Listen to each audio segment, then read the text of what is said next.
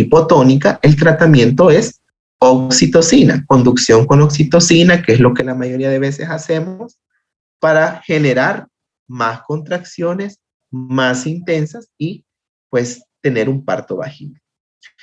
Obviamente va a depender de su evaluación o de la evaluación de nosotros para poder identificar dónde está el problema. Ahora, en los objetivos me pide que yo le hable del macrosómico. El macrosómico obviamente lo vamos a tocar o lo hemos tocado en otros temas, pero en este caso lo traigo a colisión porque el macrosómico puede provocarme una disfunción uterina hipotónica, un niño que es muy gordito y que no permite el parto vaginal. ¿Qué es un macrosómico? Por definición, es un niño que pesa más de 4 kilos. Ese es un macrosómico. Alguna literatura que es inglesa o los europeos consideran que el macrosómico tiene que pesar más de 4.5 kilos.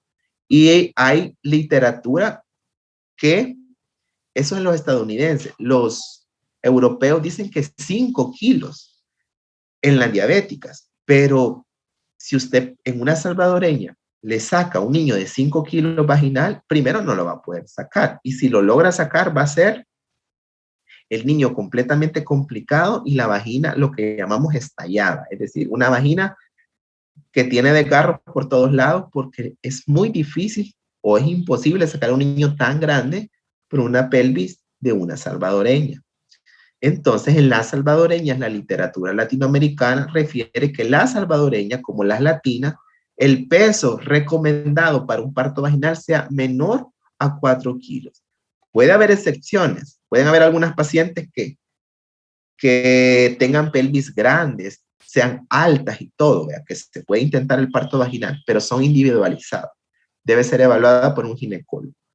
Pero en la mayoría de pacientes, en el estatus normal, que yo les digo que la salvadoreña normalmente mide en promedio 1,50 a 1,55, que es como la estatura promedio. Para ella se ha considerado que 4 kilos es una pelvis que no va a poder permitir el parto vaginal. Entonces el macrosómico se considera más de 4 kilos como un niño demasiado grande. Normalmente hay dos tipos, un macrosómico simétrico y un macrosómico asimétrico o armónico y disarmónico. ¿Qué es un simétrico? Cuando la cabeza, el abdomen y el fémur tienen la misma talla y todos dan para un niño que pesa más de 4 kilos. Ese es un simétrico, cuando tanto la cabeza como el abdomen como el fémur, que son las mediciones que hace la ultrasonografía, tienen pesos arriba de 4 kilos. Y asimétrico es cuando una de estas medidas no da como las otras dos. Es decir, si la cabeza puede ser grande, el fémur puede ser grande, pero la panza es chiquita. O la cabeza es chiquita, la panza es grande y el fémur es grande. Entonces, entre las tres medidas necesarias para un ultrasonido, no son iguales las tres. Entonces es asimétrico. Más sin embargo, la sumatoria de todas me dan pesos arriba de 4 kilos. Hay algunas definiciones que lo usan más los pediatras como pequeño o grande para edad gestacional y esto va a depender cuando nacen los bebés, si para la edad gestacional que se ha clasificado o que tiene la paciente, el niño está arriba del percentil 90.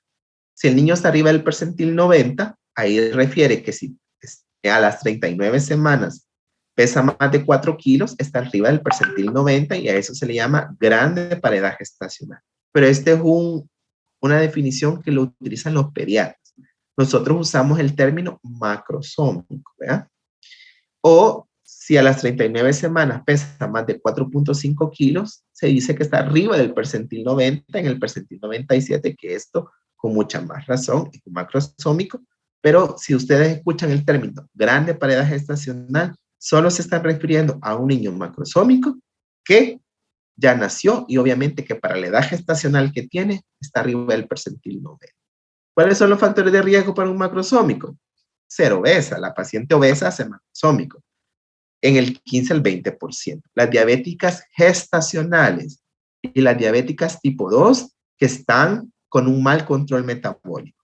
Embarazos postérmino, pacientes multíparas, cuando los papás son muy grandes. O sea, yo siempre les he dicho, no puede esperar niños grandes de papás chiquitos y no puede esperar niños chiquitos de papás grandes. sea, lo ideal es la proporción genética. Si una mamá es grande y el papá es grande, el niño va a ser grande. Si los papás son chiquitos, el niño va a ser chiquito. O sea, no podemos esperar lo contrario. Diferente es cuando uno de los padres es muy grande que el otro. Yo siempre les digo, si una salvadoreña se casa con un extranjero, más que todo europeo o estadounidense, que son más altos, obviamente los niños pueden tener tamaños demasiado grandes para la mamá. Entonces ahí viene el macrosoma. Pero en teoría, si los papás son grandes, el niño va a ser macrosoma. Cuando las mamás tienen edad arriba de 35 años, se ha visto como un factor de riesgo de hacer macrosómicos que las que son adolescentes. Las adolescentes hacen más RCI. Cuando ya se ha tenido un niño macrosómico previo y hay factores racionales y étnicos. Por naturaleza, los salvadoreños no tenemos por qué hacer macrosómicos, no está definido, pero si hay factores de riesgo como ser obesa, diabética, la pareja es alta, entonces puede ser que haga un niño macrosómico, pero por etnia no tendrían que hacerlo. La morbilidad y la mortalidad, obviamente los niños macrosómicos tienen mayor riesgo de sufrir complicaciones, ¿verdad? Y casi siempre la complicación más frecuente es que a la hora del parto sufran una distocia de hombros. O sea, que quiere decir que los hombros se traban al momento de querer nacer por el canal del parto. Entonces, esa es como la complicación o la mortalidad que más se ha asociado a estos pacientes. Pero también pueden haber complicaciones de la mamá. Cuando el feto va a nacer o cuando el macrosómico pasa por el canal del parto, yo les decía que sufre algo que se llama estallamiento vaginal, que es cuando la vagina sufre múltiples desgarros y eso puede provocarme sangramiento. Entonces la paciente entra en un factor de riesgo, se puede complicar, entra en una hemorragia postparto. Y puede ser porque hay atonía uterina o por esas laceraciones que después se infectan y me da una infección materna. O sea que no, tener un parto vaginal de un macrosómico no es tan sencillo, sino que puede tener complicaciones tanto fetales como maternas. La cesárea obviamente es el tratamiento. Bueno, aquí diagnóstico, pues al examen físico, cuando usted hace las maniobras de Leopold, usted siente un niño grande, usted lo dice, este muchachito ocupa todo el abdomen, lo siente, lo percibe, porque no es que usted lo esté viendo, sino que usted percibe a su examen manual que este niño es muy grande. O cuando le mide la altura uterina, obviamente la altura uterina de los macrosómicos, en la salvadoreña lo normal es que a las 37 semanas o al término, la altura uterina ande entre 34 a 36 centímetros, que es como la altura promedio, incluyendo el panículo adiposo de la paciente. Si tienen alturas uterinas mayor a este valor, se considera que puede haber sospecha que hay un macrosómico. Cuando las alturas uterinas al término sean mayores a 36. En las salvadoreñas, diferentes son extranjeros. De ahí es la literatura que puede darse un rango mucho mayor.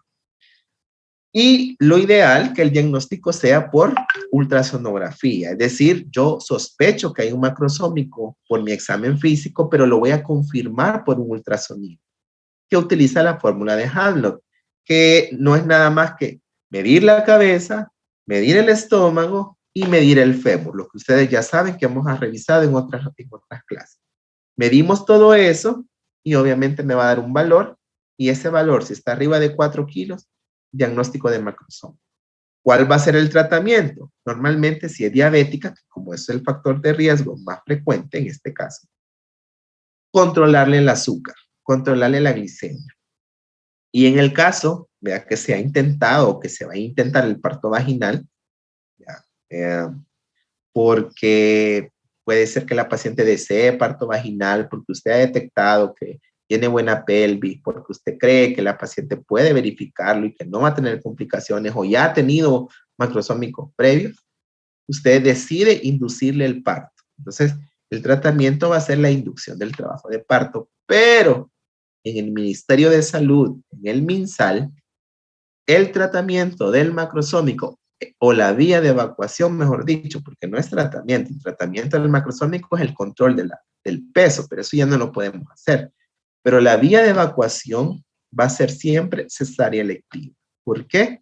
Porque usted no va a arriesgar a una paciente a un parto vaginal con todas las complicaciones materno-fetales que ya revisamos, cuando ya sabe que muy probablemente no va a poder terminar en un parto vaginal. Es decir, pero yo tengo el 10% de que nazca vaginal, pero hay un 90% que termine en cesárea. Entonces, el MinSal decidió que el macrosómico, el tratamiento es cesárea electiva.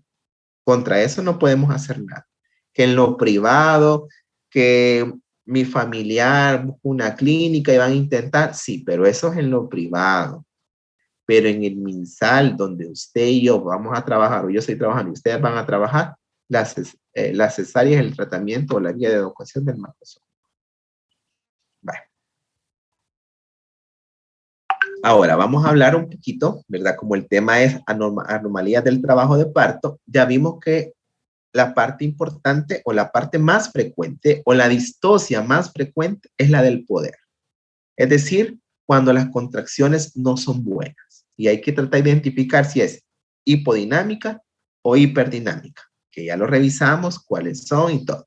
Ahora, ¿qué vamos a hablar si el problema es la pelvis? La otra P. La causa más frecuente por la que un niño no nazca a nivel vaginal o que me pueda tener dificultades para el nacimiento es la estrechez pélvica. ¿Qué es la estrechez pélvica? Es una desproporción que surge de la disminución de la capacidad pélvica dependiendo de la talla del feto o una combinación de las mismas.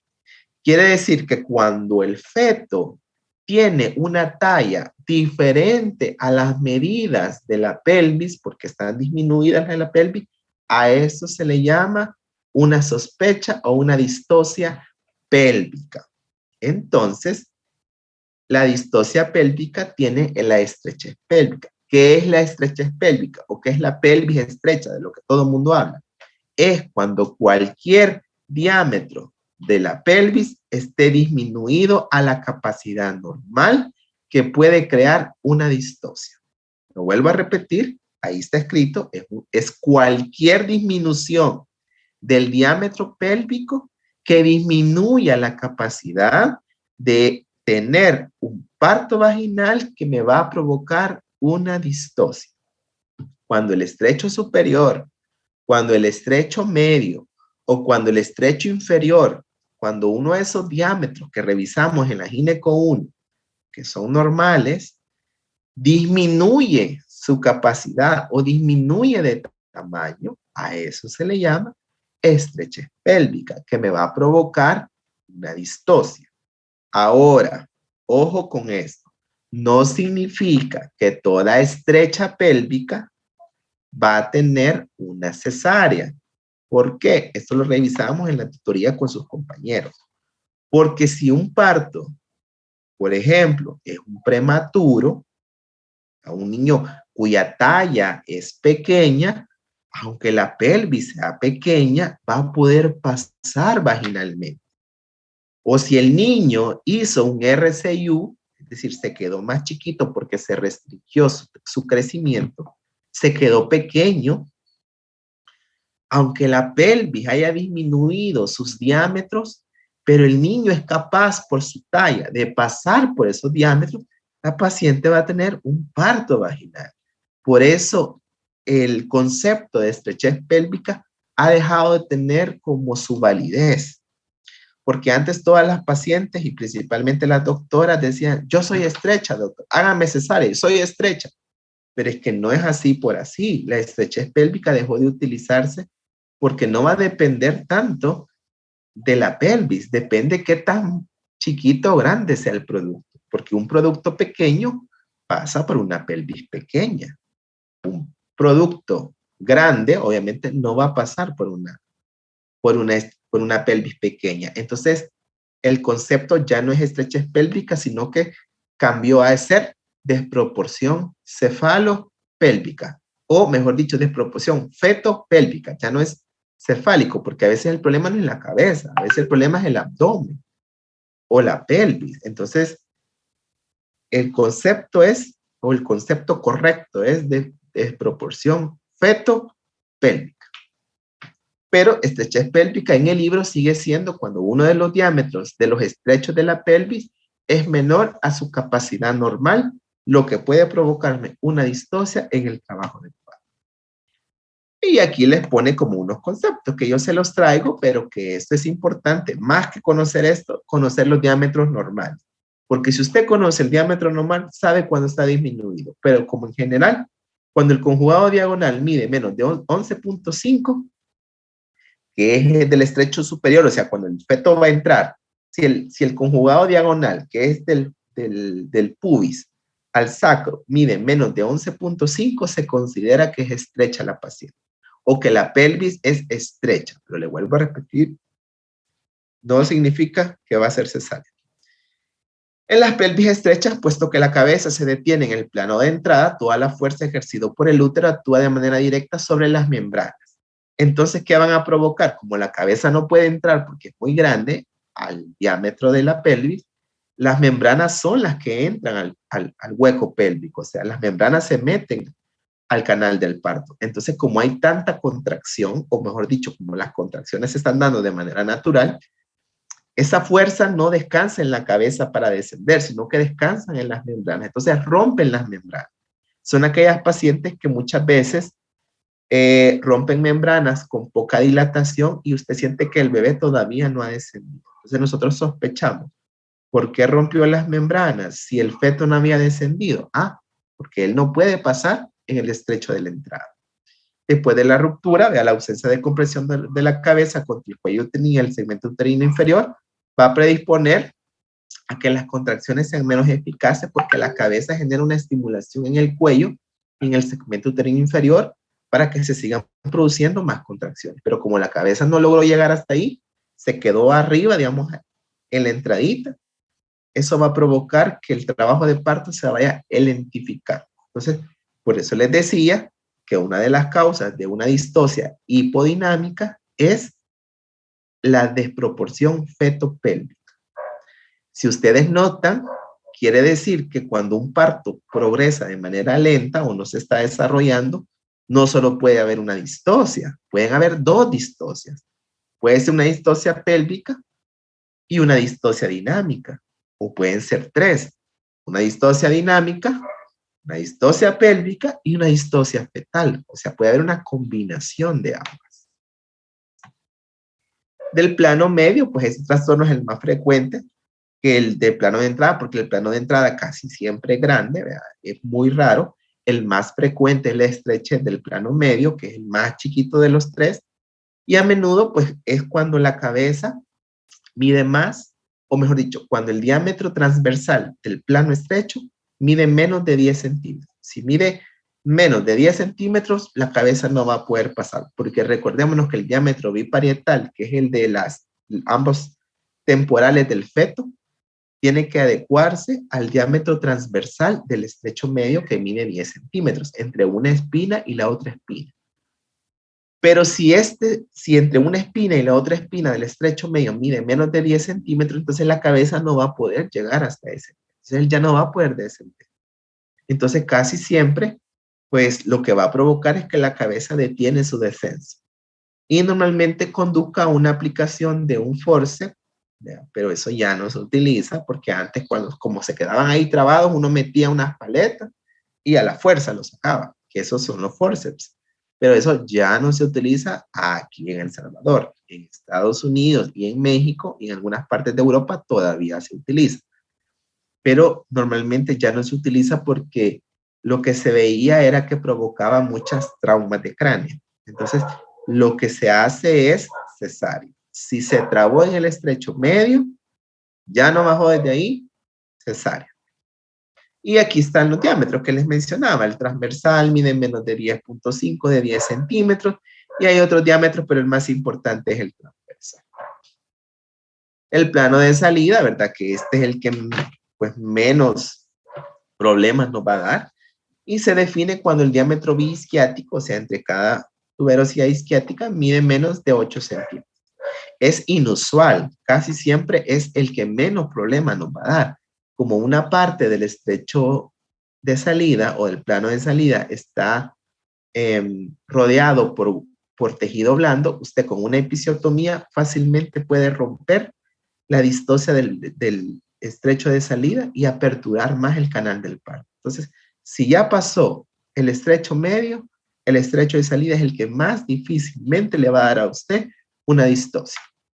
Incluso dice aquí, mire, si la cabeza y el plano de salida no son iguales, no es lo suficientemente grande para originar una distosia grave, haya necesidad de hacer episiotomía o le va a provocar desgarros, pero igual va a verificar el parto vaginal.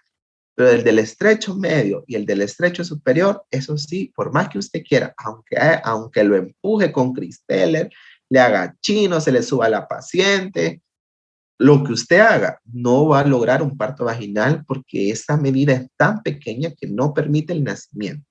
En cambio, en el estrecho de salida, cuando hay una distosia ahí, cuando no puede pasar, ahí sí, con episiotomía, aún con Cristeller, con cualquier cosa, que ya no se hace, ¿verdad? Normalmente lo que hacemos es parar a la paciente y pedirle que puje así en vertical. Eso va a lograr romper esa fuerza y permitir el parto vaginal. Esa es la distosia pélvica. Ya vimos el poder, ya vimos la pelvis. Y por último vamos a ver al producto, que hay unas distocias que tienen que ver con la posición del producto. O sea, cómo él se posiciona en una situación, en una presentación o en una posición que no va a permitir el parto vaginal o que va a permitir el parto vaginal de manera difícil. Recordémonos que lo normal es que el parto vaginal sea cefálico en presentación de vértice, o sea, que lo que el bebé presente de primero sea el occipucio. Si él presenta otra parte de su cabecita que no sea el occipucio, entonces a eso se le llama una distosia de presentación. Y tenemos varias. Vamos a ver algunas. En el libro también descritas. Yo les voy a hacer como un resumen aquí. La primera es la presentación de carita. ¿Qué es una presentación de cara? ¿Se acuerdan que yo les hablaba en la Gineco 1 lo que se llamaba actitud? Que la actitud puede ser tres. Una actitud de flexión cuando mi mentón toca el tórax, el feto está flexionado. Una actitud de extensión cuando hay un diámetro o un ángulo de 90 grados entre el mentón del feto y su tórax. Y una actitud de hiperextensión, o sea, cuando hay un ángulo más de 90 grados entre el mentón y el tórax y el occipucio es capaz de tocar el dorso del feto. Entonces pueden ser tres: flexión, extensión e hiperextensión. Cuando la actitud que el feto tiene es de hiperextensión, la cabeza, obviamente el occipucio está tocando la espaldita del bebé. Entonces, lo que vamos a tener es que lo que el bebé va a presentar o lo que se va a dar primero cuando el feto intente bajar en el canal pélvico va a ser su carita. Entonces, la etiología, ¿verdad? Se ha descrito que pueden haber anomalías, perdón, anomalías en el cuello del bebé, o sea, que que el cuello del bebé sea muy grande, muy largo, ¿verdad? Normalmente usted ve algunas modelos que quieren tener cuellos largos y eso se ve bonito, pero en el embarazo, o sea, en el feto, en el momento del nacimiento, tener esos cuellos largos es un factor de riesgo para tener una presentación de cara. O asas del cordón umbilical que estén alrededor del cuello, ¿verdad? Que haga que el cuello se jale hacia atrás y eso hacer que la cabeza se hiperextienda. Entonces, si el cordoncito está en el cuello, lo jala hacia atrás cuando él va bajando y hace una actitud de hiperextensión y por ende lo que va a presentar primero va a ser el macizo facial. Otras causas: malformaciones fetales, los polidramios, ¿verdad? Fetos anencefálicos, pelvis estrechas, fetos muy grandes o pacientes multíparas, más de 5 hijos. Todas estas causas que pueden hacer que haya una poca resistencia pélvica o del periné. Recuérdense que para verificar el parto vaginal y lograr el feto en flexión, cuando él va bajando, debe haber una resistencia del periné, una fuerza que como que empuje la cabeza a que se flexione. Pero si estos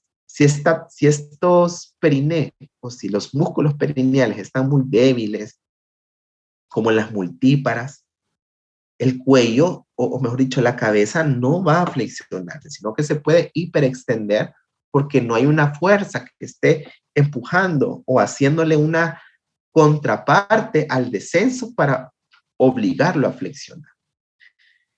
¿Cómo hacemos el diagnóstico de una presentación de cara? Por tacto vaginal. Es decir, cuando yo hago un tacto vaginal, lo que voy a tocar van a ser estructuras del macizo facial. Puedo tocarle la boca, puedo tocarle los pómulos, puedo tocar nariz, puedo tocar ojos. Obviamente yo meto mi manita y digo, ¿qué estoy tocando? Se puede sentir como que fueran los glúteos del feto en algún momento porque hay una similitud entre la sensación de los glúteos con los pómulos, más sin embargo, usted puede lograr tocar la boca y la nariz y eso le va a hacer a usted pensar que lo que está palpando no son los glúteos, sino que es la carita. O toma una placa de tórax, o perdón, una placa pélvica, una placa de abdomen, una placa simple de abdomen, y lo que va a ver es que el cuellito del feto está hiperextendido, así como en la fotografía. O sea, va a ver que el cuellito del bebé la cabecita está tocando el dorso. Entonces, usted hace diagnóstico que cuando usted haga el tacto vaginal, muy probablemente lo que esté presentando ahí sea la carita. ¿Cuál va a ser el tratamiento? En el MinSal le dice que la presentación de cara es cesárea. Toda presentación que viene en un feto hiperextendido enseñando la carita, la evacuación va a ser cesárea.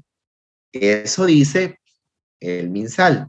Pero si usted lee el libro le describe que puede intentarse el parto vaginal en multíparas, en pacientes que tengan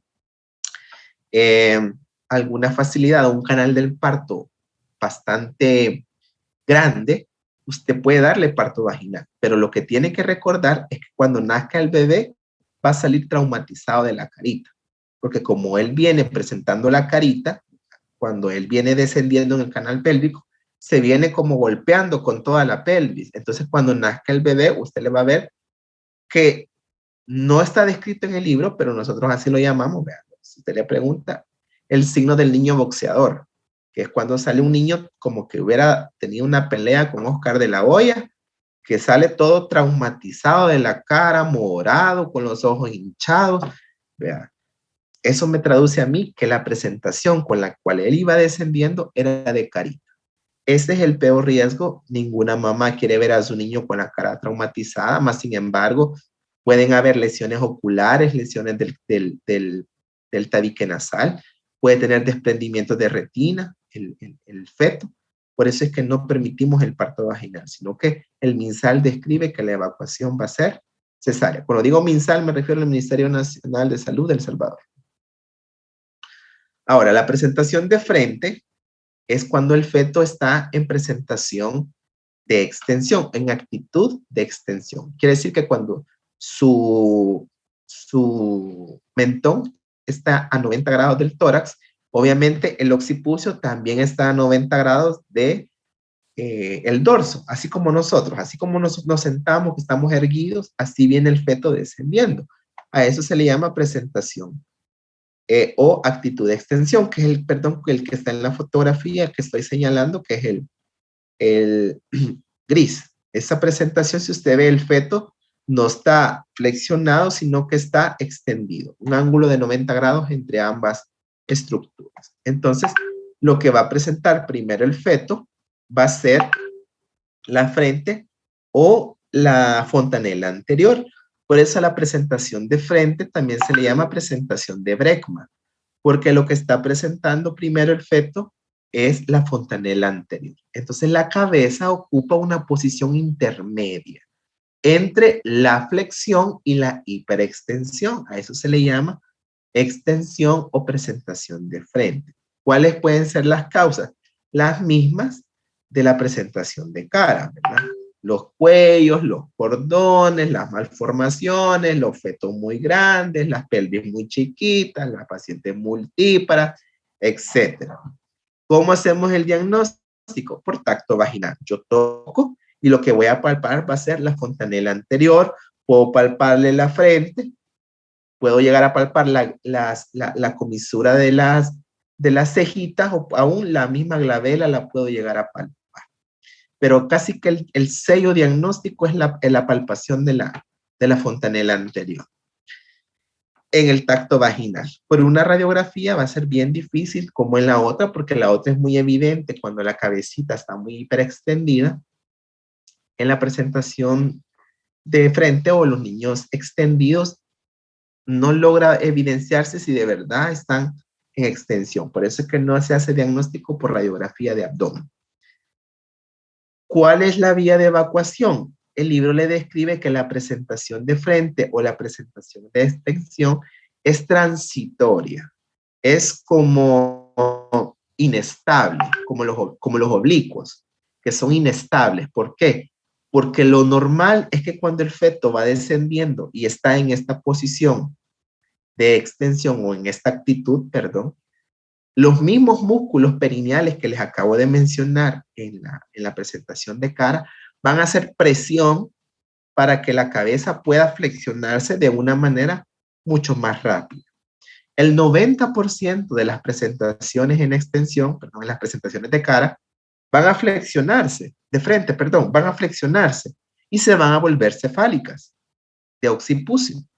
El 90%. El 10, el 5%, perdón, el 6% se va a quedar en presentación de frente, o sea, van a bajar extendidos en actitud, presentando la frente. Y del 3 al 4% van a hiperextenderse, es decir, que cuando vayan descendiendo, en vez de flexionarse o de mantenerse en extensión, se hiperextienden y se vuelven de ser una presentación de frente a una presentación de cara. Como el 90% se pueden volver en flexión o volverse normales, la vía de evacuación va a ser vaginal. Entonces, si usted detecta una presentación de frente, lleva el trabajo de parto, la vuelve a examinar, sigue de frente, la vuelve a examinar, sigue de frente, el libro le describe que le puede dar parto vaginal. El MinSal describe que en presentación de frente le toca cesárea. ¿Por qué? Porque es una distosia. Porque no nos vamos a complicar con un niño que aunque solo el 3 o 4% se va a hiperextender, no sabe si ese va a ser el caso de esa paciente. Entonces, el MinSal describe que la vía de evacuación de una presentación de frente es cesárea. Ahora, una presentación de sincipucio, la que acabamos de ver, ¿verdad? Que es cuando se presenta la fontanela anterior, porque la presentación no está completamente flexionada. Y es lo que acabamos de ver. Sincipucio y presentación de frente viene siendo lo mismo, así que no se van a complicar diferenciando una con la otra. Tiene complicaciones, lo que les mencionaba de la distosia que puede existir, porque usted no sabe cómo se va a convertir a hacer presentación de vértice o presentación de cara. Entonces el MinSal le dice cesárea, pero el libro les pone que puede intentarse un parto vaginal. La presentación compuesta no es nada más como en la fotografía que les pone el Williams, ¿verdad? Que es cuando una extremidad se prolapsa junto con la presentación y ambas llegan a la pelvis de manera simultánea. Es decir, cuando el bebé pone su manita encima de su cabecita. Puede ser una presentación compuesta que solo sea la mano o puede ser toda la extremidad. Normalmente, ¿qué es lo que va a causar que se den estas presentaciones? Cuando normalmente las pelvis son muy grandes, es decir, las pacientes multíparas que tienen pelvis enormes. Nosotros decimos pelvis guacaloides, es decir, que es un tubo completo. Entonces el feto, cuando él va bajando, logra meter su mano porque la pelvis es tan grande que permite los movimientos aún adentro de la pelvis de las extremidades del bebé, porque él va poniendo sus extremidades con tal si hay espacio, que normalmente no va a pasar en una primigesta o en una paciente que tiene una pelvis pues no es tan amplia. O los prematuros, ¿verdad? Los prematuros, porque como ellos son chiquitos, ellos pueden maniobrar adentro de la pelvis de la mamá, lo mismo que en las multíparas, pero eso ya es por el tamaño del bebé, y va metiendo su manita. Entonces, como va metiendo la manita, si mete una manita, es compuesto. Casi siempre es una o la otra. Es bien difícil que sean las dos. Siempre va a ser una. ¿Cuál va a ser el tratamiento? Normalmente, si se permite, o sea, si la extremidad permite el descenso de la cabeza o de la presentación en este caso, lo que hay que hacer es darle parto vaginal. Normalmente si viene con la manita, pero viene descendiendo, usted no va a hacer nada. Usted va a permitir el parto vaginal. Si la manita impide el descenso, es decir, que la manita no permite que nazca la cabeza, entonces usted puede hacer dos cosas. Normalmente, agarra la manita del bebé, así como en la fotografía, y la pasa por sobre debajo del mentón del bebé. O sea, lo agarra como que se lo pone aquí abajito, como que de aquí se lo va a pasar para acá, para que la cabeza logre descender más que la extremidad. Entonces, normalmente lo que hacemos es agarrar la manita, la metemos adentro de la pelvis, pedimos a la paciente que puje para que caiga la presentación y la manita se quede en su posición original. Si es solo la manita o si es el antebrazo, se puede hacer eso. Pero si ha sacado el brazo completo, o sea, si lo que se prolaxó antes que la cabeza fue toda la extremidad hasta el brazo, la vía de evacuación va a ser cesárea, porque no se puede restablecer todo el brazo adentro de la pelvis materna. Eso es imposible, no se puede. Si sacó toda la mano, no se puede volver a meter toda la mano adentro de la pelvis de la paciente o dentro de la vagina. Imposible. Pero si saca solo la manita, la muñeca o el antebrazo, ahí sí podemos hacerlo. Porque la extremidad sigue flexionada, aunque es del brazo. Pero si todo el brazo se salió, es decir, está en extensión de la extremidad, toca cesárea. Ahí no hay otra vía de evacuación. Obviamente, el riesgo es alto de que la extremidad se pueda fracturar. Obviamente puede haber una lesión del plexo braquial y el feto quedar con la inmovilidad del miembro. Pero si usted lo intenta sacar con la manita ya por fuera de la vagina, lo que va a hacer es que primero no lo va a poder sacar. Es imposible porque como la pelvis se está estrechando, la cabeza y el brazo hacen como cubren todo el hueco pélvico y no permiten, usted lo esté jalando, no lo va a lograr sacar por abajo, tiene que sacarlo vía cesárea. Y de por sí, que también la extremidad ya va a estar sufriendo el trauma del intento del parto vaginal. Entonces, casi siempre, yo nunca he visto uno, o sea, son casos raros. Sí he visto presentaciones compuestas, sí he tenido partos vaginales así, pero son como en la fotografía, solo la manita. Yo nunca he tenido una que toda la extremidad se haya salido porque no lo permitimos, ¿verdad? Principalmente es eso, no lo permitimos, intentamos hacerlo de manera gentil, pero la mayoría de veces lo mejor es no tocarlo. Lo mejor es que salga porque no impiden el descenso y salen de manera natural en la experiencia. El MinSal les pone que en presentación compuesta de manita o muñeca le pueden dar parto vaginal. Ahora, ¿qué va a pasar si lo que el bebé presenta no es la cabeza, sino que lo que presenta son las nalguitas? A eso se le llama presentación podálica, que puede ser de tres tipos. Los podálicos pueden ser de franco de nalgas, que es como la foto que está abajo. Yo les decía a sus compañeros que la diferencia entre uno y otro es que el franco de nalgas está sentadito en la pelvis, los muslos están flexionados sobre el abdomen, pero las extremidades, o sea, las piernas están extendidas. Es decir, que como las piernas están extendidas, los piecitos tocan la cara, ¿verdad? Aquí dice las extremidades inferiores se encuentran flexionadas a nivel de la cadera, muslos sobre abdomen, pero a nivel de las rodillas están extendidas, o sea, las piernas están extendidas, cuyos pies pueden tocar la cabecita. ¿Cuáles son los factores de riesgo? Los mismos para todos los podálicos. Niños muy inmaduros, o sea, los prematuros, volumen amniótico demasiado, los polidramios, los embarazos múltiples, niños que tengan hidrocefalia, porque como la cabeza es tan grande, no puede ocupar el hueco pélvico porque ese es chiquito, entonces él se da vuelta porque la parte más grande del embarazo o del útero es la parte del fondo. Entonces el niño coloca su cabecita en el fondo porque es la parte más grande cuando tiene hidrocefalia. Entonces, eso hace que sea más riesgoso los podálicos en ese tipo de pacientes. Pacientes con anencefalia, es decir, niños que no tienen cerebro, nunca cae la presentación porque no se mete, como no tiene cabeza, no se mete en el hueco pélvico. Entonces lo que mete es la nalguita. Anomalías uterinas como los leiomiomas, placentas previas, porque como ahí está la placenta, el bebé no pone la cabeza, pone las nalguitas. Tumores pélvicos, pacientes multíparas, grandes multíparas, cuyo útero está muy relajado, y tener el antecedente de un podálico previo.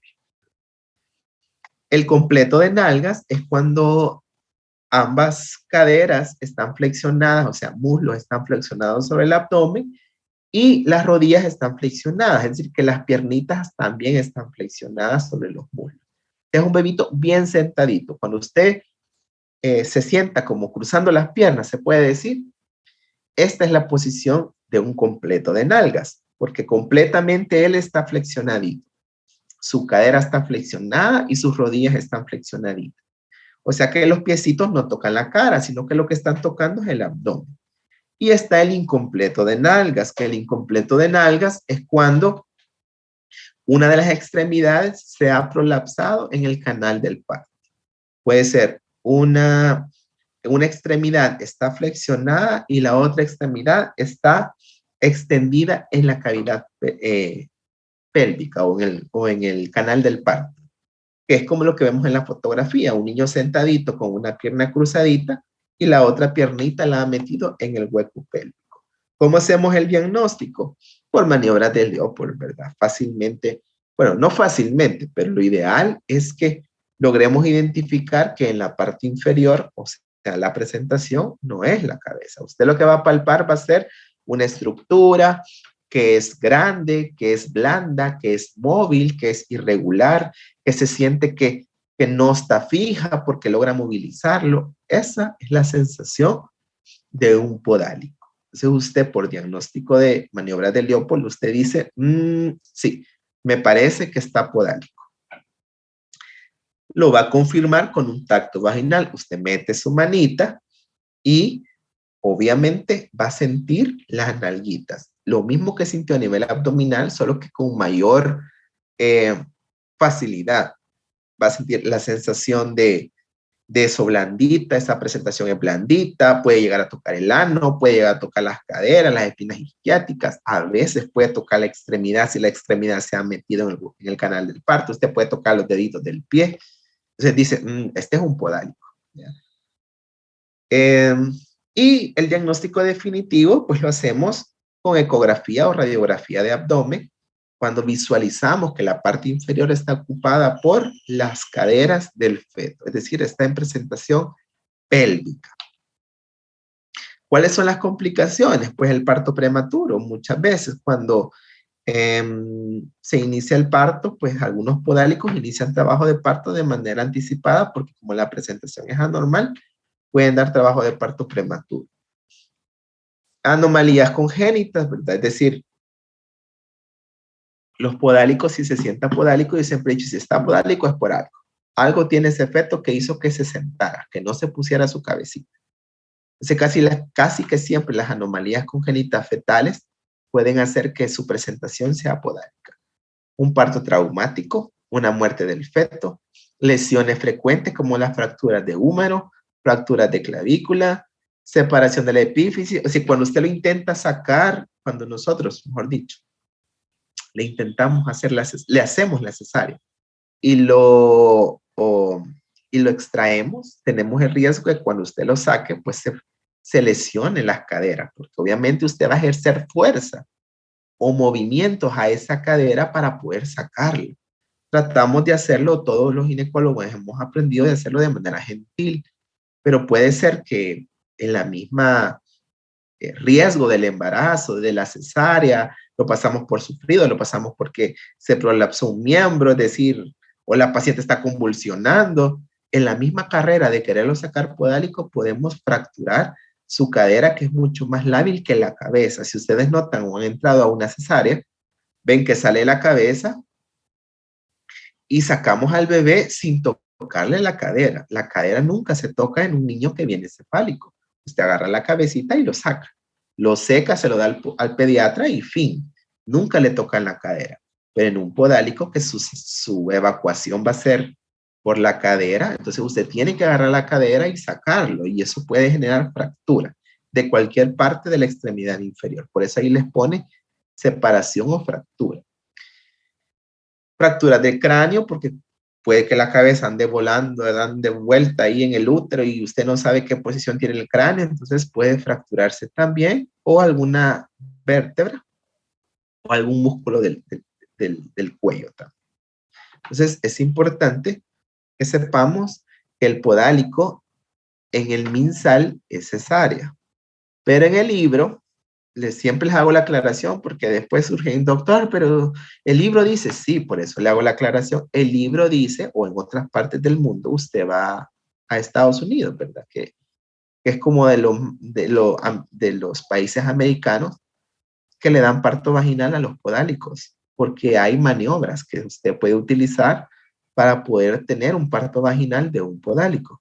Pero en El Salvador, como en muchos países latinoamericanos, la vía de evacuación del podálico va a ser cesárea, por todas estas complicaciones que usted puede ver y porque a veces en los turnos o en los hospitales no habemos personas entrenadas para partos podálicos. Ahora, todo ginecólogo debe estar entrenado para un parto podálico. Yo he atendido varios podálicos, pero puede ser que alguna persona nunca haya atendido un podálico vía vaginal, entonces usted no lo va a arriesgar. Mejor le hace una cesárea que tiene menos riesgo que un parto vaginal. Pero en el MinSal es cesárea y en el libro hay algunas maniobras que no se las puse aquí porque son varias, pero vayan a leerlas porque puede ser que para el examen yo se las ponga. Maniobras para un parto vaginal de un podálico. Ahora, en cuanto a la situación que ha tomado el feto, obviamente ya dijimos que de las presentaciones que tiene, ¿verdad? La situación transversa, ya sabemos que es cuando el feto está de manera perpendicular al eje de la mamá y lo que se va a presentar a nivel del hueco pélvico puede ser el hombro, puede ser una pierna, puede ser una mano, puede ser el cordón o puede ser cualquier parte del cuerpo que no sea la cabeza y no sean las nalguitas. ¿Cuál va a ser la etiología? Lo mismo, las multíparas que tienen una pared abdominal muy relajada, recordémonos que los músculos abdominales permiten que el útero no tenga una posición de anteversión. Es decir, a medida va creciendo el útero, los músculos abdominales van a impedir que el útero se venga para adelante. Eso se llama anteversión. Pero en las pacientes que han tenido múltiples hijos cuya pared abdominal es muy flácida, a eso se le llama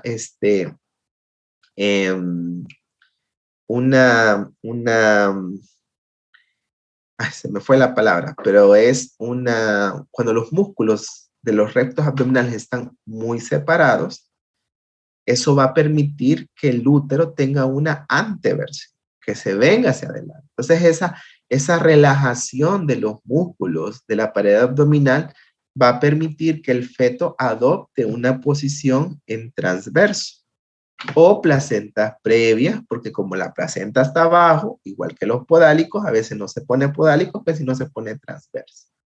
Partos prematuros, porque obviamente hay más espacio para que el feto se pueda como movilizar y eso puede permitir que su posición sea transversa. Anatomías uterinas anormales, cuando hay fibromas en la parte inferior, igual que las placentas previas, no van a permitir una posición cefálica, sino una posición transversa. Polidramios o pelvis estrecha. Ven que la pelvis estrecha vuelve a surgir.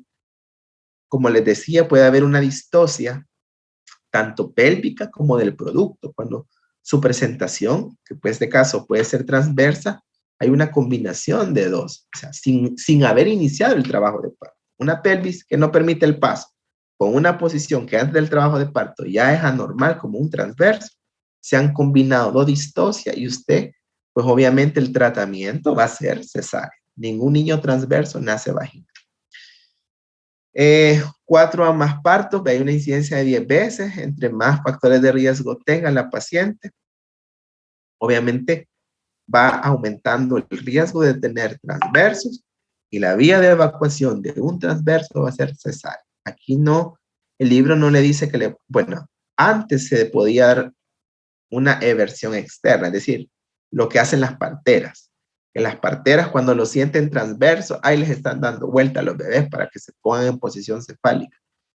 Pero yo les decía a sus compañeros en la tutoría que eso ya no se hace porque para empezar usted no sabe si lo que está intentando colocar de manera cefálica es la cabeza o son los glúteos. Entonces usted no sabe muy bien ahí para dónde rotar. Y más que eso es que cuando usted intenta rotar la cabeza para la posición cefálica en un transverso, la placenta, usted no sabe el tamaño que tiene el cordón umbilical. Entonces, en esa eversión externa, usted puede jalar la placenta y causar un abrupcio. Entonces, igual va a terminar en cesárea, no por la presentación, sino por el abrupcio. Entonces, ya no se hace, las parteras ya no lo hacen en las que están certificadas, pero puede ser que a donde ustedes estén, en algún pueblo, cantón, en una unidad de salud, la paciente le llegue contando que una partera le hizo eso. Entonces usted sabe que lo primero que tiene que hacer es identificar si esa maniobra no provocó alteración en la placenta. ¿Por medio de qué? Un examen físico y un ultrasonido, que es buscando problemas placentarios, que es otro tema. Pero entra en cuanto a esta parte.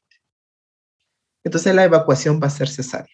Los oblicuos es cuando tienen una posición de 45 grados, es decir, no están perpendiculares, no están paralelos, sino que están a un ángulo de 45 grados con el hueco pélvico. Normalmente a esto se le llama posición inestable. ¿Por qué? Porque son posiciones que cuando inicia el trabajo de parto, en el 90%, como aquella presentación de frente, va a rotar a presentación de vértice. Son transitorias y la mayoría rota a longitudinal. Rara vez, creo que aquí es más, 95. Rara vez se pone en transverso, raro, yo nunca he visto ninguno. Casi siempre que el oblicuo se transforma en cefálico.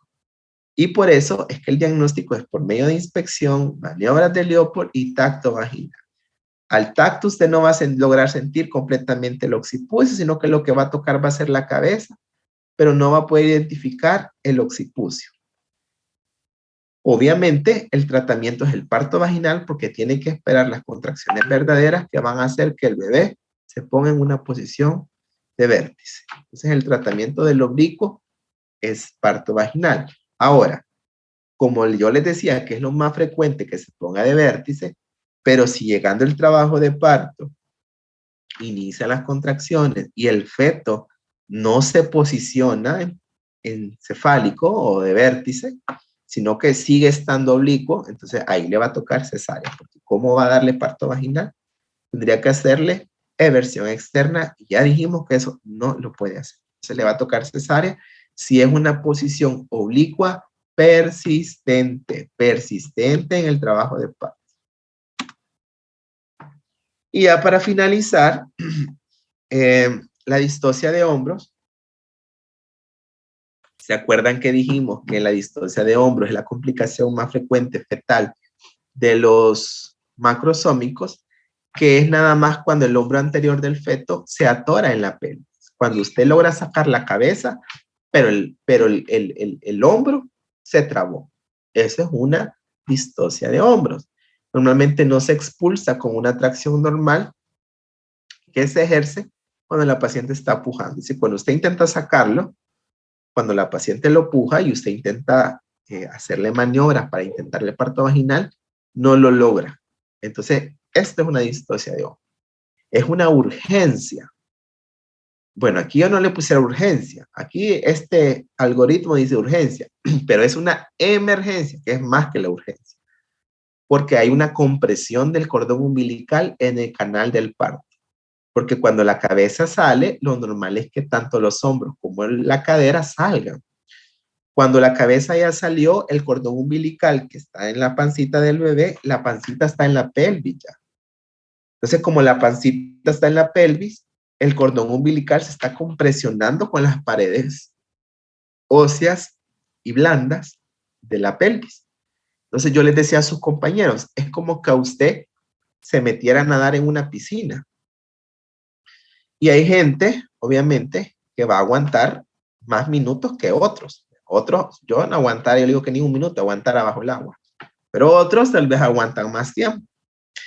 Y es como que a usted le falte el aire, que está nadando y usted quiere respirar y no puede. O sea, esa falta de aire es lo que le, o de oxígeno, mejor dicho, es lo que al bebé le está pasando cuando su pancita se compresiona con las paredes pélvicas de la pelvis, valga la redundancia, cuando los hombros se han trabado. Entonces, como la cabeza salió y los hombros se trabaron, el cordoncito se está comprimiendo. Y eso hace que el bebé empiece en hipoxia. Obviamente empieza la fisiopatología del sufrimiento fetal. Las consecuencias maternas y neonatales, pues en la madre lo que va a causar va a ser una hemorragia postparto porque usted va a intentar hacer todas las maniobras que pueda para ir sacarlo, pero no lo va a lograr o puede que lo logre. La mayoría de veces se logra, pocas veces no se logra. Y como usted lo intentó sacar y maniobrarle, obviamente la vagina se está lacerando toda. Eso va a provocar una hemorragia postparto que puede ser por atonía uterina o puede ser por los desgarros. Pero eso, digamos, lo que tiene solución. El problema es el neonato. El problema de la distocia es que su bebé va a tener tantas complicaciones según el tiempo en que se quedó compresionado en la pelvis. Entonces puede tener lesiones neuromusculoesqueléticas, es decir, desde tener parálisis en todas las partes de sus extremidades porque están compresionadas, lesiones de los plexos braquiales, que es lo más frecuente, traumatismos graves de tórax, de cuello, puede ser de costilla, lesiones de las costillas, fractura de las clavículas y los más graves, sufrimiento fetal, que es la acidosis durante el periodo de expulsión. Lo que va a requerir reanimación cuando nazca ese feto de reanimación cardíaca. Es decir, que el neonatólogo va a tener que reanimarlo. Muchas veces ya no lo puede hacer y los niños fallecen porque entra en una encefalopatía isquémica. ¿Cuáles son los factores predictivos? O sea, ¿qué pacientes me pueden hacer distocia? Porque la distocia de hombro, déjenme decirles, como les digo a los residentes, que no se puede diagnosticar hasta que está en el momento del nacimiento de la cabeza. O sea que el diagnóstico de la distocia de hombros es hasta el momento que nace la cabeza. Yo no puedo decirle, sí, este niño tiene distocia, va a ser distocia de hombros, porque usted no lo sabe, porque es imposible medir el diámetro de un hombro a otro hombro, que es lo que se ha trabajado.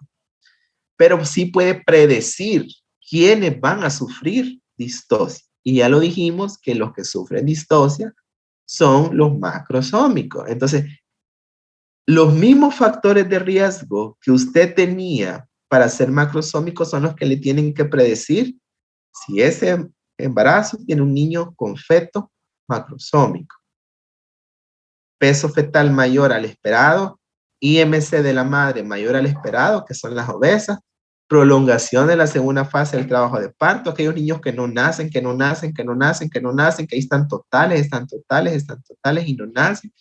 Y yo quiero que a la fuerza salga vaginal, le van a hacer la cabeza, pero a veces los hombros no van a nacer. O si ya tuvo una distocia de hombros previa, porque la paciente le dice, fíjese que en el parto anterior le nació la cabeza y los hombros le quedaron trabados a mi niño. Entonces, usted ya sabe que estas pacientes son factores predictivos para que le vayan a hacer una distocia de hombros. Y obviamente es lo que usted tiene que impedir. ¿Cuál es el pronóstico? No es posible pronosticarlo, lo que le decía, o evitar la mayor parte de los casos de distocia de hombros. O sea, van a pasar. Y les digo porque ustedes son los principales responsables. Vean la palabra que estoy utilizando. Responsables que cuando haya una distocia de hombros y ustedes estén en el trabajo de parto, son los principales en pedir ayuda, porque obviamente el residente va a estar parteando, el interno le va a estar ayudando al residente, y casi siempre hay un externo ayudando o a veces está viendo. Entonces ustedes que están en el momento del parto de la paciente, cuando vean que ya nació la cabeza y no han nacido los hombros y el residente le diga, es una distocia de hombros, usted ya sabe que tiene que correr, porque le acabo de explicar el riesgo que tiene ese cordoncito. Tiene que correr a buscar al staff, si es que está en otro lado, para pedir ayuda, o sea, pedir ayuda a quien sea, porque casi siempre nosotros vamos a estar ahí. Pero pedir ayuda, porque es tiempo, no que es una distosia y uno sentado ahí viendo, vea, ¿y quién va? ¿Y quién va? Ah, yo, dice. No, usted ya sabe, le estoy delegando ahorita la responsabilidad que si en un turno suyo usted entra a un parto y ve una distosia de hombro, ya sabe lo que le puede pasar al feto, salga sin necesidad que el residente le diga, anda a pedirme ayuda. Usted ya sabe que ante una distosia de hombro, vaya a buscar al staff y no regrese hasta que no lo encuentre. Porque es que, fíjate que lo fui a buscar, pero yo no lo encontré. O sea, eso es lo peor que usted puede hacer. Lo va a buscar hasta que lo encuentre. No importa si lo va a ir a sacar del baño, de la cama, de otro parto, de donde quiera que esté el staff. Porque obviamente es un niño que se puede morir. Así de sencillo. Entonces, por eso le digo que ustedes son los principales encargados de pedir ayuda en este momento. Porque yo sé que no lo van a poder manejar, ni el residente a veces lo puede manejar, pero es importante pedir ayuda. No se recomienda la inducción electiva, ni del trabajo de parto, ni la cesárea electiva en mujeres donde se sospecha un feto macrosómico. Se puede plantear una cesárea, ahí le ponen una mujer diabética porque este algoritmo es un algoritmo europeo. Lo que yo les decía que los europeos a los niños arriba de 4.500 o 5.000 les hacen cesárea. Pero en las latinas con 4.000 es cesárea electiva por macrosomía. El diagnóstico, vean esta parte del diagnóstico que es la parte derecha de su pantalla. Ahí dice los signos cómo detectar una diastosia de hombros. Casi siempre son 3. Uno es el signo de la tortuga, que la tortuga es cuando una mamá está pujando y la cabeza sale, pero la mamá deja de pujar y la cabeza se mete. Puja, sale. Deja de pujar y se mete. Ese es el signo de la tortuga. Cuando usted vea eso en una paciente cuya cabeza ya nació, significa que los hombros están trabados, o sea, están compactados en la sínfisis del pubis y es una distosia de hombro. Otra es cuando hay una tracción gentil de la cabeza, pero el hombro anterior no sale. Es cuando el residente intenta sacar la cabeza, que la tracciona hacia abajo, pero el hombro anterior no nace. Entonces, eso se refiere a que la cabeza está con una distosia de hombro. O es cuando hay una detención del parto del hombro por 60 segundos y más. ¿Por qué? Porque normalmente nace la cabeza y el resto del cuerpo tiene que salir. Pero si ya se detuvo después de 1 a 2 minutos y no ha nacido, es una sospecha de una distosia de hombro. ¿Cuál es el tratamiento? El tratamiento son maniobras. Casi siempre es reducir el intervalo entre el parto o entre el nacimiento de la cabeza y el cuerpo. O sea, que el tratamiento es acortar lo más que se pueda el tiempo entre que nace la cabeza con lo que nazca el cuerpo, para evitar lesiones fetales y maternas por manipulación radical. Es decir, si no yo como le digo a los residentes, si no lo saben hacer, no lo hagan, porque lo que van a provocar van a ser perjudiciales para el feto en vez de ser beneficiosos. Es decir, si no sabemos hacerlo, no lo hagamos. Pero es importante que ustedes como médicos externos lo conozcan porque el otro año van a ir de internos o esto les puede pasar en un parto que tengan en la unidad de salud siendo médicos de año social y en una unidad de salud donde llega una paciente total, donde solo hay una enfermera y un promotor, usted es el médico que algo tiene que hacer. Porque si ahí se le traba en la unidad de salud, ahí lo tiene que sacar. Por eso es que es importante que le presten atención a todas estas cositas, porque a veces uno dice, a mí no me va a pasar, doctor. No, a mí no. Nunca diga nunca. En medicina nunca digan nunca. Les va a pasar. les va a pasar. Entonces hay que intentar delicadamente pues traccionar la cabeza con el esfuerzo de la mamá junto con una anestesia adecuada para hacer episiotomía. O sea que lo primero que hay que hacer cuando se traba un hombro es hacer episiotomía. Doctor, pero es multípara, ¿qué importa? Haga la episiotomía. Porque aunque sea multípara, el niño no puede pasar porque es muy grande. Haga la episiotomía, eso es lo primero que tienen que hacer. Entonces cuando ustedes vean una cabeza que se trabó, una distocia de hombro, doctor, el doctor Morano dijo que hiciera episiotomía porque eso dice el libro. Entonces, orienten o ayúdenle. A veces esto es una emergencia. Y espero que no, bueno, sí espero que lo vean para que sepan cómo se hace. Pero es una emergencia. Esto es uno de los casos más, ¿cómo les puedo decir? Más desesperantes para cualquier ginecólogo. Usted pregúntele a cualquier ginecólogo, a sus tutores, doctor, y una distocia de hombro es algo feo. Todos le vamos a hacer cara de sufrimiento, porque es algo que de verdad a uno le roba años de su vida, porque sabe que está en riesgo la vida del feto. Entonces, lo primero que usted tiene que hacer es episiotomía. Y segundo, es hacer algunas maniobras. El libro les pone 4, bueno, les pone 3, este algoritmo, el libro les pone varias, pero yo les voy a decir 4. Primero, maniobra de McRoberts. ¿Qué es McRoberts? McRoberts es cuando usted agarra las piernas de la paciente y las flexiona lo más que pueda hacia el abdomen de la misma paciente. Es decir, agarra las piernas, por eso es importante que los externos estén en el momento del parto, para que uno agarre una pierna y otro agarre otra pierna, porque a veces la paciente no permite porque está luchando contra uno. Pero uno agarra una pierna, otro agarra otra pierna y usted se la hace para atrás. Eso es McRoberts, flexión de las piernas sobre el abdomen de la paciente. ¿Para qué? Para que el ángulo de la pelvis se aperture. Es decir, para que el ángulo púbico que hace las ramas isquiopúbicas se logren aperturar más, porque es ahí donde está trabado el hombro del feto. Entonces, al hacer eso, la mayoría de veces salen los bebés, solo con esa maniobra. No funciona, doctor. Vamos a hacer la segunda maniobra, que es la maniobra de Masanti. Masanti es la presión con el puño sobre el pubis. Es decir, que yo voy a agarrar mi puño, puede ser uno de los mismos que tiene las piernas de la paciente, o puede ser otra persona extra. Con el puño yo voy a agarrar, a ponerlo sobre el pubis de la paciente, a presionarlo. ¿Por qué? Porque yo voy a lograr que el hombro que está trabado, al empujar el pubis de la paciente hacia abajo, el hombro va a hacer esto, va como a destrabarse, digámoslo en palabras salvadoreñas. Va a salir de esa compresión púbica y vamos a lograr que el que está como dirigiendo el parto logre sacar al bebé. Pero todo tiene que ser al mismo tiempo, no que a veces uno por un lado, otro por otro lado. Doctor, ¿puede repetirla? Es que ahí sale maniobra de Rubin, la segunda. Sí, pero es que es la que les estoy diciendo. Aquí les pone 3, pero yo les voy a decir 4. ¿Y cómo se llama ese que acaba? Masanti. Masanti, se llama maniobra de Masanti, con Z, Masanti, así como se escucha, Masanti. Entonces, primero hacemos McRoberts, de ahí hacemos Masanti. ¿Qué Masanti es? Compresionar, es una presión suprapúbica con el puño para lograr descomprimir el hombro anterior del pubis. Pero les decía que todo debe ser al mismo tiempo.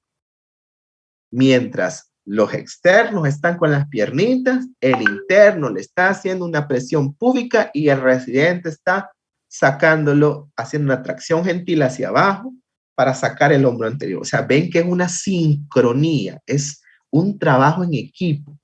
Mientras la enfermera me está ayudando, relajándome a la paciente. Señora, coopere, por favor, vea. Es un trabajo en equipo. Mientras el pediatra está a la par mía, listo, a saber que ese niño que yo le voy a entregar posiblemente va a tener alguna complicación. Ese es Masanti. No le funciona Masanti. Vamos a la tercera maniobra, que es Rubin. Yo les explicaba lastimosamente creo que no traje una fotografía. No. Rubin pero quiero que usen su imaginación. Rubbing es cuando, como ya el hombro se trabó, usted mete su manita y usted lo que va a hacer es girar. Agarra su manita y gira el hombro en dirección a las agujas del reloj. Es decir, meto mi manita y logro sacar en el hombro posterior, rotarlo hacia las agujas del reloj. Meto mi mano, toco el hombro posterior y lo que hago es como dirigirlo a yo siempre les digo, entre las 7, las 8, o sea, hacer el movimiento a las agujas del reloj para que el hombro anterior como que fuera a una misma sincronía. Lo que va a hacer es esto, ¿ves? Si yo empujo el hombro posterior aquí, el hombro anterior va a hacer esto, va a rotar. Eso es Rubbing. Y la maniobra de Woods es todo lo contrario. Meto mi mano a nivel del hombro anterior, que yo les decía a sus compañeros que es la más difícil, porque a veces mi mano, por ejemplo, mi mano es muy grande en ese sentido, entonces yo no puedo meter mi mano, si ya está el hombro anterior trabadito, meter los dedos ahí es más difícil, pero más sin embargo, así describe la maniobra. Meto mi mano y lo que yo hago es que agarro el hombro anterior y lo giro de manera contraria a las agujas del reloj. Es decir, de las 12 que está el hombro anterior trabadito, lo giro hacia las 11, a las 10. Entonces lo que va a hacer el hombro posterior va a ser rotar de manera inversa. Hacer esto. Entonces la maniobra de Wood es rotar contraria a las agujas del reloj, el hombro anterior. Y Rubbing es rotar el hombro posterior según el sentido de las agujas del reloj para destrabar el hombro anterior. Entonces, esas dos maniobras requieren que mis manitas estén adentro de la vagina. Entonces, tiene que saber. No funciona McRoberts. Doctor, hágale Masanti. Presión suprapúbica. No funciona. Doctor, hágale Rubbing. Giro el hombro posterior en las agujas del reloj para que el hombro anterior rote. No funciona. Hagámosle Woods.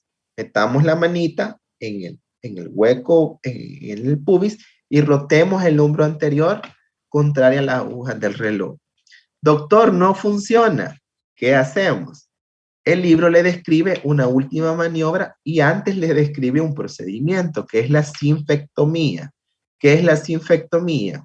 O simple y sencillamente es cortar el cartílago que está entre los dos huesos púbicos. Entre el pubis está el cartílago púbico. Usted lo que hace que es mete normalmente es con bisturí, y lo que hace es cortar la pelvis, literalmente corta el hueso en su parte cartilaginosa, que es la parte más delgada por la progesterona, lo corta para romper el pubis. Al romper el pubis, obviamente el hombro se va a liberar. Esto requiere mucho entrenamiento, va a tener que llamar al ortopeda y puede lesionar la uretra, porque como en esa dirección va la uretra y el clítoris, los puede cortar. Por eso les decía que el libro le describe que lo puede hacer. Quizás se hizo hace muchos años cuando se intentaban buscar qué hacer cuando se trababan los hombros, pero normalmente no se hace. No se hace porque es más traumática y no va a tener beneficioso, y como está trabado el hombro, usted puede cortar el hombro también. Entonces, o sea, lacerarlo o herirlo, porque usted no, o sea, porque a ciegas está guiando, y a veces como es a ciegas, usted no sabe si lo que está cortando es el cartílago o a veces el hueso, porque por anatomía es la parte media, pero a veces en el acontecimiento es bien difícil identificar la parte media del hueso púbico. Entonces, no se hace. Hacemos la última maniobra, que es como la maniobra ni modo, la maniobra salvadora para nosotros, pero para el feto significa como la última bocanada que puede hacer, que es la maniobra de Sabanelli. Sabanelli con Z. ¿Qué es Sabanelli? Sabanelli es cuando agarro la cabeza, la meto en la vagina, le doy las vueltas que el bebé ya hizo para salir. Yo lo hago es como volver a restablecer los movimientos cardinales que él ya hizo. Y lo meto adentro del útero. ¿Para qué? Para correr a la cesárea, correr al quirófano, mientras otro cirujano le está haciendo una cesárea. Es decir, es la vía de evacuación por cesárea cuando hay un restablecimiento del feto adentro del útero. Es decir, es meter al bebé adentro del útero para sacarlo por vía abdominal. Pero como es la última maniobra que usted puede hacer, en todo eso ya pasó un par de minutos. Yo les decía, el feto tiene minutos para entrar en hipoxia, acidosis, asfixia. En todo ese tiempo, la mayoría de veces, cuando usted saca a un niño así, ya el pediatra sabe que ese niño, si no sale muerto, va a salir asfixiado. Y le va a tocar darle reanimación, lo que acabamos de ver, reanimación intracardíaca, etcétera, etcétera, etcétera.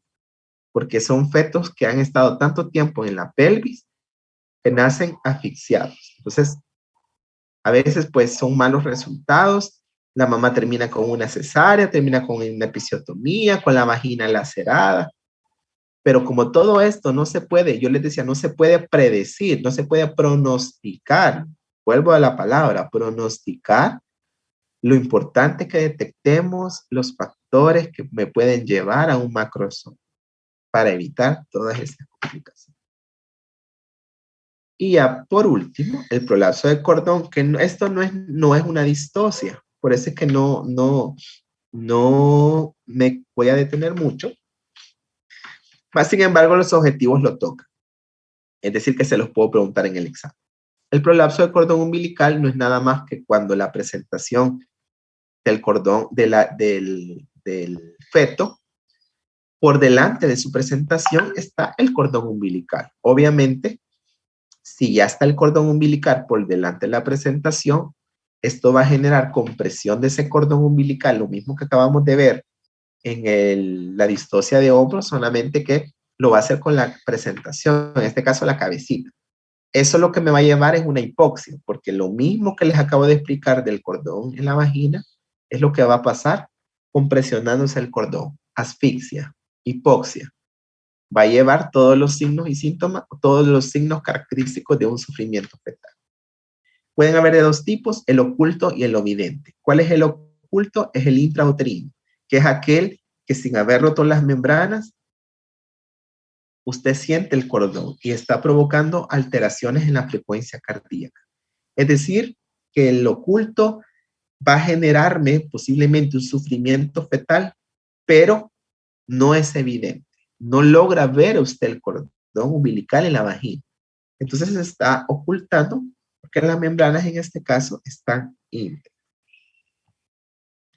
El evidente, obviamente a este sí, ya hay ruptura de membranas y como su nombre lo dice, el cordón se salió de la vagina por sobre la presentación, que en este caso puede ser podálico, o puede ser cefálico, puede ser transverso, puede ser cualquier cosa, pero lo que es importante es que el cordón se salió con las membranas rotas de la vagina.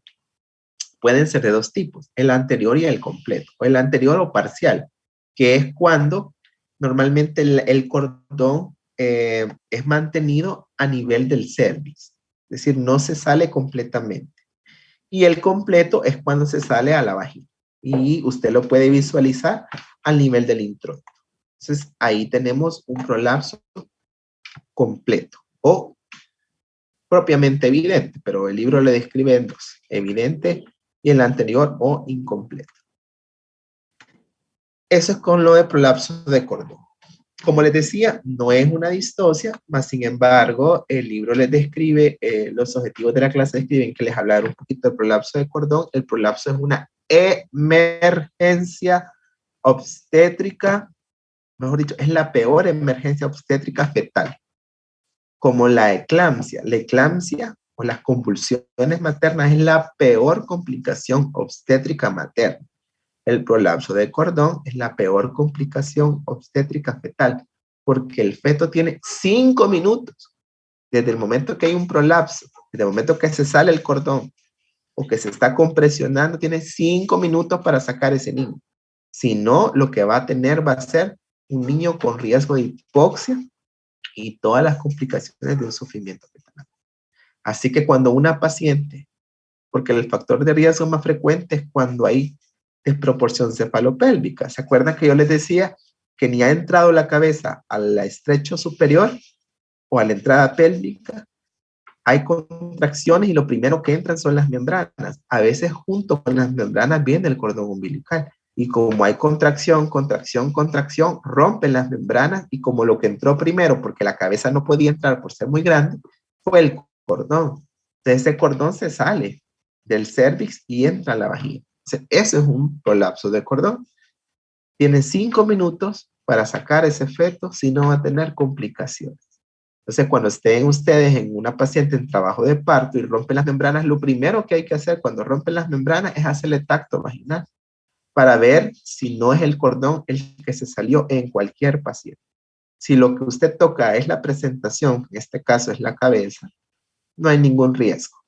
Pero si rompió las membranas y no estaba la cabeza tan descendida, el riesgo que el cordón se prolapse es bastante alto.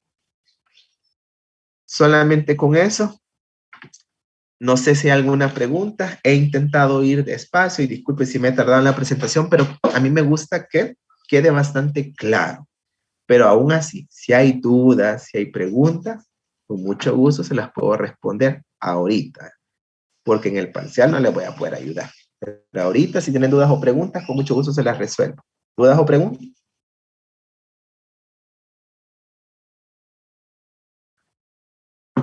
¿Dudas? ¿Preguntas? Usted ya ha hecho esa maniobra de Sabanelli, doctor. Ya la he hecho. Ya la he hecho y ya me ha tocado hacer la maniobra y hacer la cesárea. Pero los niños han salido mal. Mal.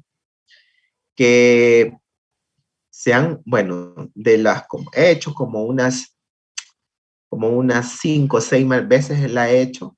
De las 5 o 6, 4 salieron asfixiados y 2 se murieron. Y de los asfixiados, 2 se murieron después, con el tiempo, y 2 siguieron vivos, pero con parálisis cerebral infantil. Obviamente, cuando nosotros llegamos al momento de la atención del parto, a veces ya el residente ya está ahí, ya le dio parto vaginal, ya salió la cabeza, o sea, a mí me toca ir a resolver la distocia. Ya para mí es más difícil poder haber hecho algo, porque tal vez ya pasó mucho tiempo. Y es lo que les digo, aquí es tiempo. Si yo creo que yo no voy a poder sacarlo vaginal, yo a veces, en mi experiencia, y les voy a contar personalmente, si yo siento que no lo voy a poder sacar vaginal, con hacerle McRoberts, yo predigo si lo voy a poder o no sacarle vaginal. Si con hacerle McRoberts yo no lo puedo sacar vaginal, inmediatamente le hago Sabanelli, en mi experiencia personal. Es decir, evito hacerle Rubens y Woods. Masanti sí le hago, porque junto con McRoberts va Masanti. Yo le dije que es en sincronía estas dos maniobras, junto con la tracción. Pero si yo no puedo sacarlo por McRoberts, inmediatamente hago Sabanelli. Es decir, lo meto y lo saco por vía cesárea. Porque a veces nosotros no queremos como ser el héroe del parto. Y yo se lo digo a los residentes, no sean héroes en el parto, sean humanos. Si usted no logró sacarlo en un tiempo, en la primera o la segunda intento de hacerle McRoberts, ya no lo va a poder sacar. No lo va a poder sacar. Entonces mejor métalo y sáquelo por Sabanelli. Porque hay niños que están muy grandes y uno va ganando esa experiencia de poder predecir si lo va a lograr o no sacar. Hay otros que con hacerles McRoberts, hacerles Masanti, usted los mueve un poquito. Y yo ahí digo, no, si lo logré mover un poquito con McRoberts y Masanti, le voy a hacer Woods. Una vez saqué uno por Woods, hice una distocia. Y bueno, distosia de hombros he tenido un montón. Es decir, he atendido bastantes partos con distocia de hombro. Sabanelli solo lo he hecho en 6 ocasiones, casi 5 o 6. Pero distocia de hombro, varias. La mayoría ha salido con Mark Robert y con Masanti. Aún ahí en Sacamil hemos tenido y han salido con Mark Robert y Masanti. Pero en este que les cuento, le hice Mark Robert, le hice Masanti, logré moverlo un poquito, dije, no, este va a salir. Le hice de un solo Woods, no le hice Rubin, por lo que les menciono que mis deditos son un poquito gorditos en ese aspecto. Saqué el hombro y salió. Y salió bien, salió llorando, salió con buen Apgar, no se desgarró, ya le había hecho la episiotomía. Es decir, uno cuando usted ha tenido la experiencia va ganando esa habilidad para poder predecir quiénes sí, quiénes no. Pero lo más importante es decir, yo no puedo hacer esto. Si yo no lo puedo hacer, no me meto a hacerlo. Lo que les decía de la unidad de salud, ahí ni modo, porque solo está usted. Más sin embargo, si no se siente la suficiente capacidad, móntese en una ambulancia, abra la sirena y busque el hospital más cercano. O la unidad de salud que tenga un ginecólogo más cercano. A veces se van hasta el hospital y a veces puede haber un ginecólogo en una unidad de salud que en ese momento tal vez pueda haberle resuelto el problema, pero a veces ya hemos tenido pacientes que vienen de Aguilar por todo el trayecto con una paciente complicada a llegar a Sacamil. Y cuando llega a Sacamil, ya a veces las complicaciones son mayores, pudiendo haber pasado a una unidad de salud donde había un ginecólogo que pudo haber resuelto un problema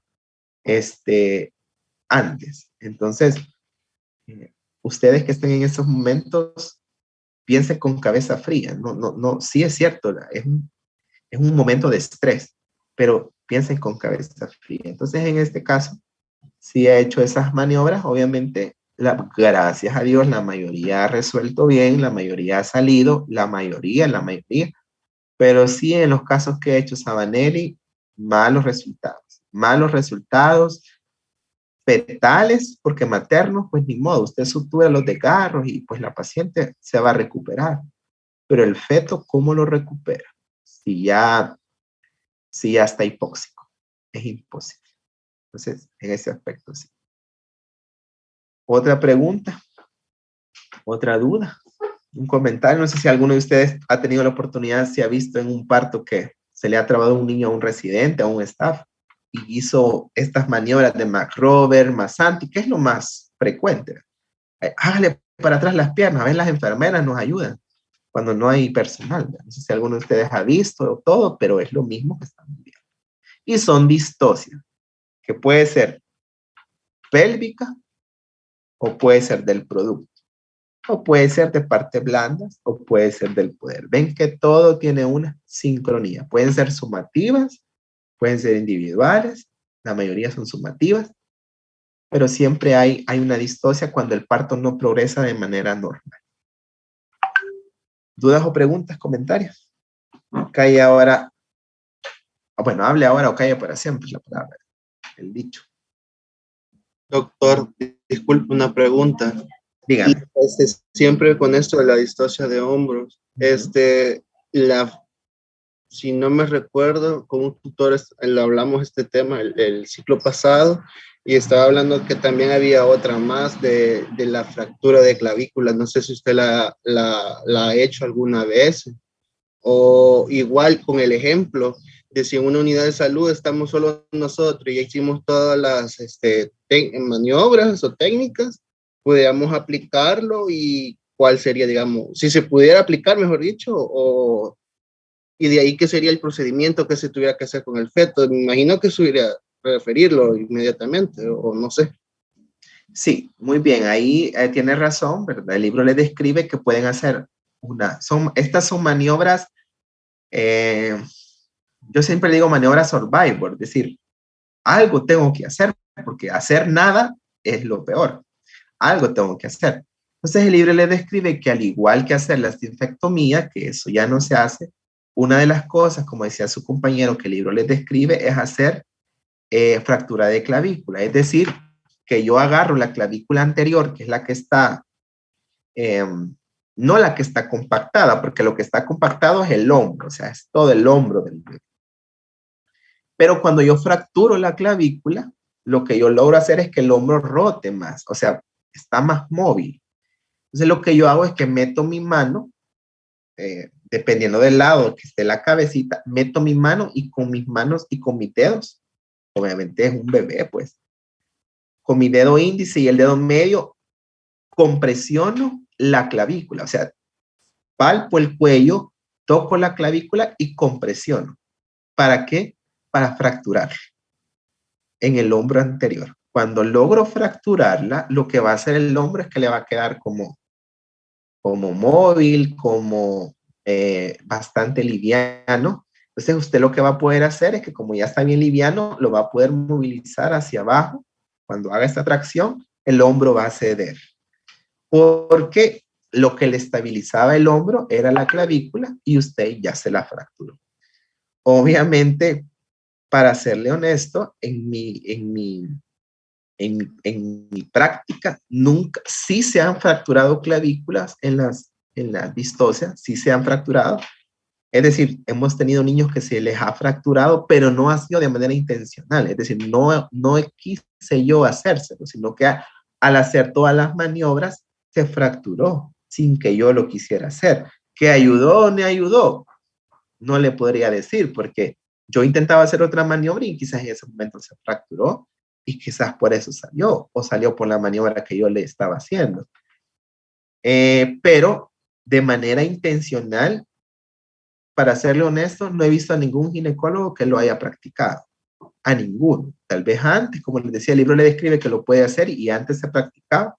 Hoy ya no, porque si yo le digo a un papá, fíjese que para sacar a su niño le tuve que fracturar la clavícula. O sea, el papá no va a entender que se le trabó, que usted sufrió, que necesitó 6 personas para ayudar. No, él va a entender que usted le fracturó la clavícula. Y aunque tal vez ante una auditoría legal, el juez le va a decir, sí, usted tuvo razón, doctor, por haberle fracturado la clavícula que estaba descrito en el libro, pero para los papás, para la familia, para toda la gente que usted rodea a esa persona, usted le fracturó la clavícula de manera intencional. Entonces, por eso no lo hacemos. No lo hacemos, no he visto a nadie que lo haga, pero lo pudiera hacer como una maniobra survival, es decir, como una forma de intentar sacarlo. Pero, así como la simpectomía es poco útil, fracturarle la clavícula a un niño también es poco útil, porque el hueso del hombro es duro y a veces aún fracturándosela no sale. Porque los que les comentaba los casos que le hicimos a Vanelli, es decir, metimos el útero, metimos al bebé al útero y lo sacamos por cesárea, cuando le tomaron la radiografía de tórax para verle los pulmoncitos y todo, ya estaban fracturados. Es decir, que en las maniobras que hicimos, se les fracturaron. Les vuelvo a repetir, no de manera intencional, pero se fracturaron, pero no nacieron vaginas.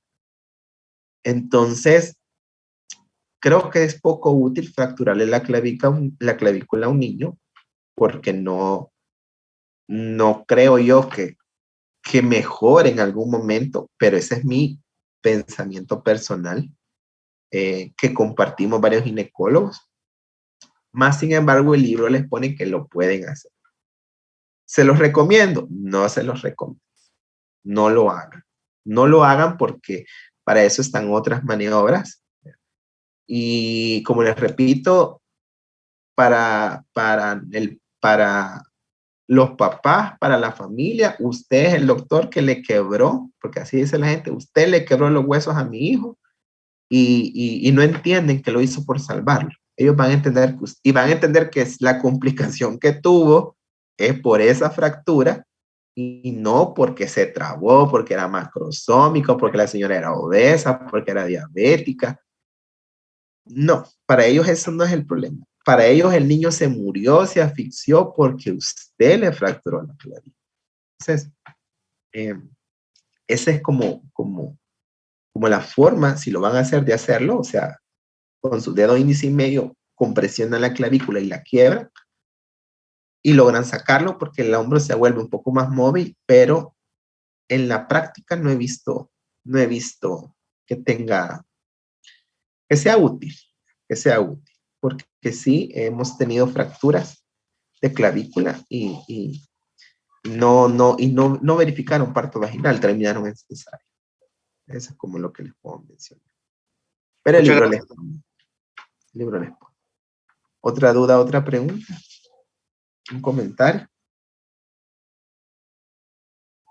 No sé si entendieron o no entendieron. No sé si no preguntan porque entendieron o porque de verdad entendieron. Espero que hayan entendido. Espero, vean.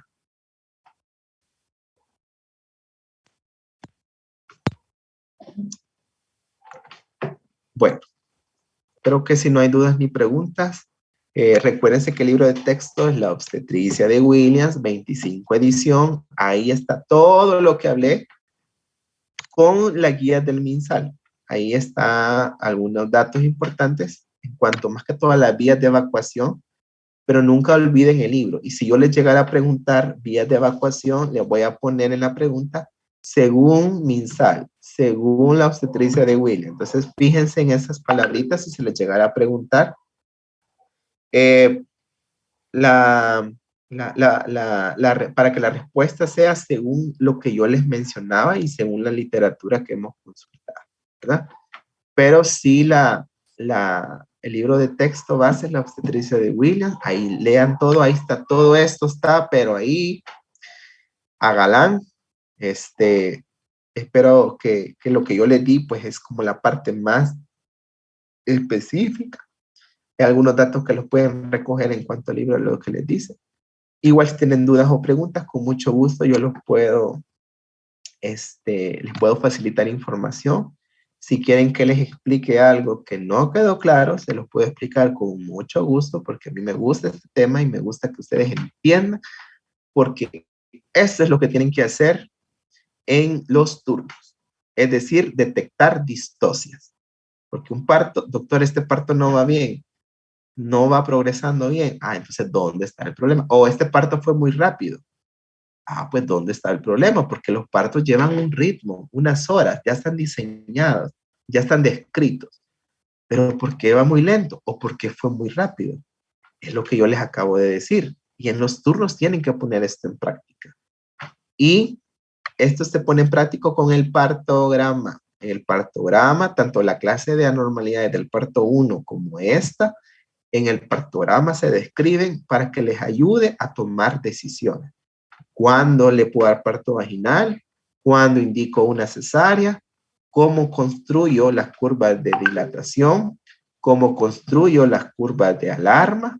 ¿Cómo construyo la curva de descenso? ¿Qué significa ese partograma que está en los labores de parto? Que es como el reflejo de lo que acabamos de revisar. Como ya lo revisamos, como ya recibieron sus clases, yo les recomiendo le digan a sus tutores que les explique partograma si ustedes no lo han entendido. Si ya lo entendieron, pues qué bueno. Y si tienen dudas, que le digan a sus tutores de sus diferentes grupos que se los explique. Con lo de la ley Nacer con Cariño, partogramas ya no los vamos a llevar de una manera como los llevamos ahorita, pero como no hay una ley, pero como no hay un lineamiento, mejor dicho, todavía, porque ley sí hay, pero lineamiento no, todavía usamos el partograma. Entonces, si no saben cómo hacerlos, si no saben cómo llenarlos, díganle a sus tutores. Doctor, ¿nos puede explicar en una hora, en media hora, cómo hacer un partograma? Y con mucho gusto ustedes van a aprender. Y si aún así no le entienden, pues con mucho gusto se lo puedo explicar. Eso es aparte de lo que estábamos viendo. Les agradezco el tiempo, les agradezco la oportunidad. Perdonen que no les di la clase en el día que les tocaba, pero he tenido unos problemitas de salud que ya vamos superando y obviamente ya estuvimos como mejor de la garganta para poderlos compartir con ustedes. Cuídense mucho, que Dios me los bendiga. Sabe que cualquier cosa, pues ahí estamos, en la medida que se pueda. Tengan buenas noches. Gracias, Muchas doctor. gracias, doctor. Buenas noches. Gracias, doctor. Buenas noches. Noches.